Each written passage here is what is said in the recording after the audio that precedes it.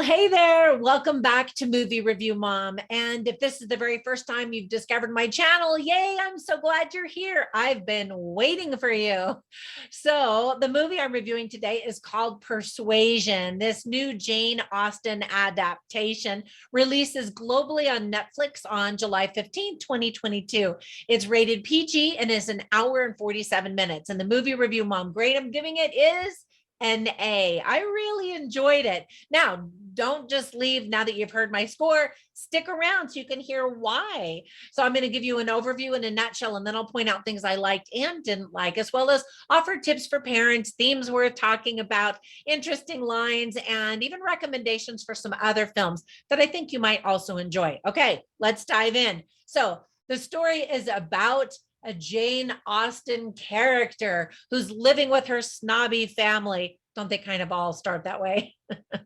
Anyway, she's living with her snobby family on the brink of bankruptcy. Her name is Anne Elliot, and she is an unconforming woman with modern sensibilities.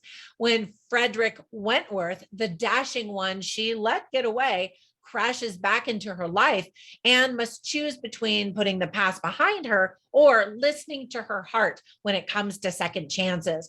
The movie's adapted from the Jane Austen novel with screenplay help from Alice Victoria Winslow. Doesn't that sound like a British name? And Ron Bass. The film was directed by Carrie Cracknell, who is an acclaimed British theater director. But this is her very first feature film debut. So yay, congratulations to her. And what a great job coming straight out of the gate. She explained her unique perspective on this classic story by stating, quote, "We wanted to adapt this story with a version of Anne who's incredibly contemporary, strident, and funny. Someone who messes up, gets herself into awkward situations, and gets things wrong. We wanted to take the spirit of the original character and drag her into the current day. What excited me most was the idea of a younger generation coming to the material and finding themselves represented in more aspects of the story than ever before." This is still her quote. "We wanted to honor the tropes and traditions of Jane Austen while making the characters more diverse, current, and emotionally available, where people could really see themselves in the characters." And she does an excellent job. You don't feel like you're just watching the movie and seeing the story. You feel like you're being immersed in what's happening. And part of that is the breaking of the fourth wall. And that means that the character talks to the audience and then goes about acting, and being a part of the story, and then has a reaction and looks at the audience and kind of is a wink to the audience constantly about what's going on. And I thought that that was really good fun. So that's one of the many things that I liked about the movie. Here's the rest of the list. I was originally surprised to see Dakota Johnson in a British role in this new Jane Austen adaptation, but I was pleasantly surprised. She offered an elegant maturity and a charming element every time she broke the fourth wall by talking to the audience directly. And I just thought she was very charming. The dialect coach opted for a more modern English accent than what would have been heard during Jane Austen's day. And again, this American actress does a very believable job. We also get to hear her speak Italian in the film, and it sounds legit. It sounds really good to me. Dakota Johnson stated about the movie, quote, "Women couldn't choose who they wanted to be for love in that era. They had to choose for status, money, and security. And I think we're breaking that mold, as Jane Austen often did in her novels. Women in her novels had more of a mind than they were allowed to have, choosing the path they wanted for their lives and choosing love over finance and status," end quote. And that really is the nuts and bolts of the story.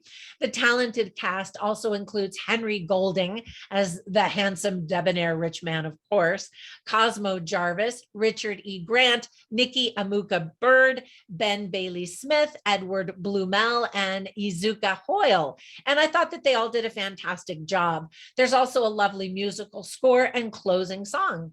The subtle tweaks really work and give the movie definitely a more contemporary feeling.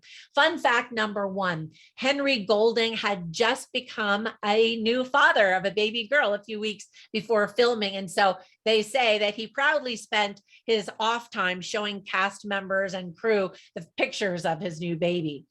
Fun fact number two, Richard E. Grant does a terrific job playing one of the vainest men in literature, Sir Walter Elliot.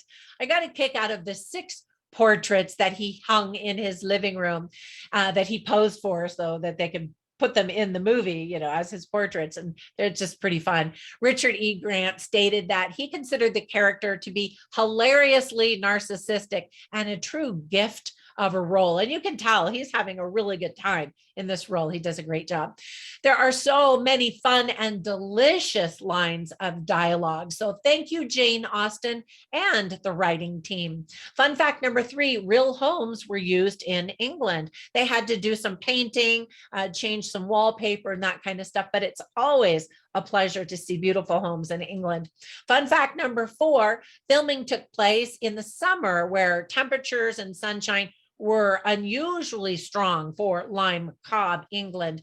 So the cast was told to keep out of the sunshine so that no one would get sunburned, so they'd have some continuity of, you know, skin, flesh colors. And I thought that was kind of interesting because England is notoriously famous for, you know, very foggy, cold, rainy summers.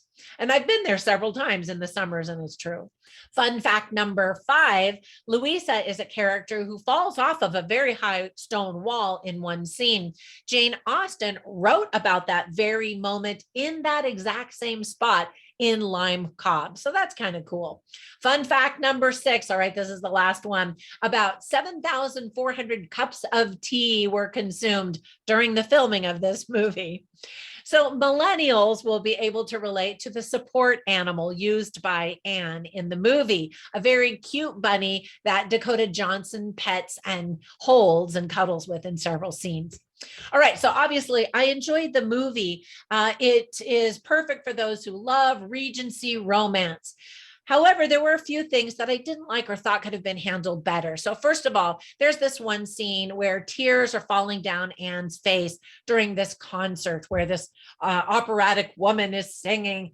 And it just looked really contrived and reminded me a lot of that famous scene by Julia Roberts in the movie Pretty Woman, where she gets all teary-eyed, you know, watching opera for the first time to show that she's very deep, you know, and I was just like, okay, whatever. There is a couple at the end of the movie that visually looked completely mismatched, and I'm sure it was intentional to get a laugh, and it does. However, it was also disarming. I was like, wait, what? And sadly, for a romance, the kisses had zero chemistry. I mean, really, the most passionate kiss was this one with this couple that I was like, whoa, wait, what? But then the protagonist who kisses someone, it's just like, I don't know. I was super disappointed. Didn't feel the chemistry, didn't see the chemistry. One thing that always bugs me about Jane Austen's books are that so many problems could have been solved if people just communicated. And we definitely see that in this particular movie as well. Purists of Jane Austen and those movies of her literature may not like seeing a diverse cast, which wasn't actually seen in Jane Austen's day. We see many characters played by African Americans. Of course, they're not Americans, by Black actors and actresses. And back in the day, they would have really been more slaves. I know that there is a very popular Netflix TV show that shows a very diverse cast. So if you're totally comfortable with that and love that, then you're going to be totally comfortable with this as well. True Regency fans might also miss all the lace and frill and bonnets and just excess in costume design. So the costume designer of this movie, Marianne Adgertoft, opted for a more minimalistic aesthetic for clothing and hairstyles even. The hairstyles kind of surprised me as well. I was like, The color palette and the styles were deliberately designed to feel more contemporary, less foo-foo and stuffy. And really, it was because the director really wanted audiences to relate to these characters and even the settings to some extent. All right, let me give you some tips for parents. Most kids are going to be completely bored unless they are Jane Austen fans. Some adults are going to be a little bit bored as well, unless they're fans of the Regency period to begin with. There's a woman who falls off a stone wall and gets seriously hurt. Other than that, there's no profanity or, obscene content or anything like that. And I'm always grateful for that. So some of the themes that are illustrated very well are second chances, money and class status, family, duty, love, listening to your heart, making your own choices for your life versus being persuaded, thus the title of the movie, by others to do what they think is best for you. Regency period expectations for both men and women, and being self-aware. Part of that is through the fourth wall, but also Dakota Johnson's character comments on a couple of other people about, wow, that's pretty self-aware of them for that comment, which is kind of funny. All right, so let me give you a couple of interesting lines. I always write them down on my written review at moviereviewmom.com. I'll share a couple of them with you right now, although there were many lines that are so quotable. For example, Captain Frederick Wentworth, played by Cosmo Jarvis, says, "The truest evidence of an inferior mind is to allow oneself to be persuaded away from one's deepest convictions." And again, that is the biggest theme of the entire movie. And then Anne Elliot, speaking to the audience, says, "There's nothing worse than thinking your life is ruined and then realizing you've got much, much further to fall." And that's her realization of as events unfold. And then another funny line is she's talking about an ex, so, the boyfriend that she was in love with. And she says, "Now we're worse than exes, we're friends." And it's fun to watch, the interplay of relationships going from friendship to romance and, all the different levels in between. All right, now, before we go, let me give you a recommendation for another movie that I instantly thought of that's also being featured on Netflix. It's called Enola Holmes. Now, it takes the Sherlock Holmes character and his brother, and then Enola Holmes is the younger sister that we never knew that we wanted to know about. She also breaks the fourth wall and has a lot of fun, and it's adorable. And if you're a fan of Stranger Things and Bobby Millie Brown, you're going to love that. I just really enjoyed that one. I've seen it a couple of times and just had such a good time both times.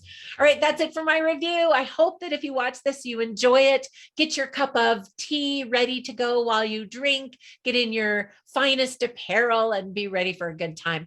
Have a fantastic day, and I'll catch you in the next one. Bye for now.